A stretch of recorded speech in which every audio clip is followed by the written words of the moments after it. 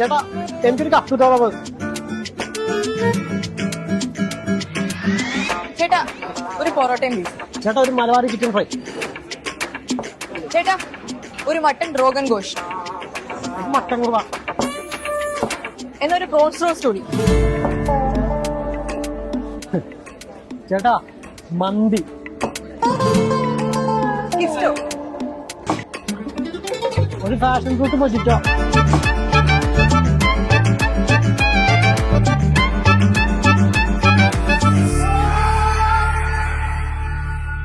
The Salt Restaurant, Poopumpady, Panampilly Nagar and Kakkanad. സംസ്ഥാന ഹജ്ജ് committee Kochi മേഖല ഓൺലൈൻ ഹജ്ജ് സേവന കേന്ദ്രം ഫോർട്ട് കൊച്ചി ഉമറിയ എഡ്യൂക്കേഷണൽ സെന്ററിൽ ആരംഭിച്ചു. മുഹമ്മദ് ഷിയാസ് MLA ഉദ്ഘാടനം ചെയ്തു.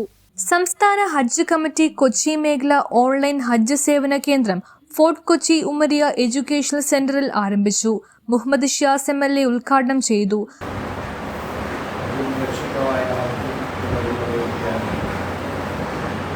ഇവിടെ സൂചിപ്പിച്ചതുപോലെ സാമ്പത്തികമായിട്ടുള്ള സൗകര്യങ്ങൾ ഉള്ള ആളുകൾ പഴയ കാലഘട്ടത്തിൽ നിന്ന് ഭിന്നമായി അതിനുവേണ്ടി നിയന്ത്രിച്ച് അതിനുവേണ്ടി കഠിനാധ്വാനം നടത്തി ഉണ്ടാക്കി അതിനുമുമ്പയും ഒക്കെ നിർവഹിക്കുന്ന കുറേ പേരെ നമുക്ക് കാണാൻ സാധിക്കും. പിന്നെ നിരവധി ആളുകൾ അവസരത്തിനായി പിന്നെ സംസ്ഥാന കമ്മിറ്റിയുടെയും അതുപോലെ തന്നെ വിവിധ കാര്യാർത്ഥികൾ കമ്മിറ്റിയുടെയും ഒക്കെ നേതൃത്വത്തിൽ ഈ പരിശുദ്ധ കർമ്മം നിർവഹിക്കാനായി പോകുന്നത് നമുക്ക് കാണാൻ സാധിക്കും. പിന്നെ നിരവധി ആളുകൾ അതിനു വേണ്ടിയിട്ടുള്ള തയ്യാറെടുപ്പുകൾ നടത്തുക. സംസ്ഥാന സർക്കാരും കേന്ദ്ര സർക്കാരും അതിനെ സഹായിക്കാൻ വേണ്ടിയിട്ടുള്ള നടപടികൾ ഇവിടെയും ഹജ്ജ് കർമ്മത്തിനായി അവിടെ എത്തിച്ചേരുന്ന ആളുകൾ എല്ലാ സൗകര്യങ്ങളും വിവിധ കമ്മിറ്റികളുടെ എല്ലാ നേതൃത്വത്തിൽ പ്രത്യേകിച്ചും നമ്മുടെ നാട്ടിൽ മലയാളികളായിട്ടുള്ള നിരവധി ആളുകൾ അവരുടെ ഒരു മാസക്കാലത്തിലധികമുള്ള പ്രവർത്തനങ്ങൾ അവർ ഇതിനു വേണ്ടി സ്വയം സമർപ്പിതമായി അവിടെ നിർവഹിക്കുകയും ചെയ്യുക. സ്ത്രീപുരുഷ വ്യത്യാസമില്ല. അത്തരത്തിലാണ് ഈ കർമ്മത്തെ എല്ലാവരും. ഹജ്ജ് കർമ്മം നിർവഹിക്കാൻ പോകുന്ന മുഹമ്മദ് ഇബ്രാഹിമിൽ നിന്നും MLA പാസ്പോർട്ട് സ്വീകരിച്ചുകൊണ്ടായിരുന്നു ഉദ്ഘാടനം ചെയ്തത്. കൊച്ചി മേഖല ഹജ്ജ് ട്രെയിനർ AS നൂർ മുഹമ്മദ് അധ്യക്ഷത വഹിച്ചു. കൗൺസിലർ ഫൗസിയ സജിർ മുഖ്യ അതിഥിയായിരുന്നു.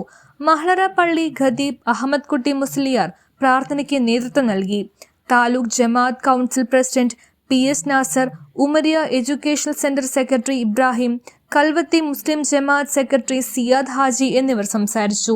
വൈപ്പിൻ മേഖല ഹജ്ജ് ട്രെയിനർ യൂനസ് കൊച്ചങ്ങാടി സ്വാഗതവും ഹജ്ജ് ട്രെയിനർ ഖാലിദ് നന്ദിയും പറഞ്ഞു. ജൂലൈ 20 രജിസ്ട്രേഷൻ സമാപിക്കും. അത്തരക്കാരായ ആളുകൾ ജൂതനോ നസാറാണിയായി മരിക്കട്ടെ എന്ന് വരെ പറയുന്ന ഒരു അവസ്ഥയുണ്ടായി. അതിന്റെ പ്രാധാന്യം ചൂണ്ടിക്കാണിക്കാനാണ് പ്രവാചകന്റെ ആ വചനം സൂചിപ്പിച്ചത്.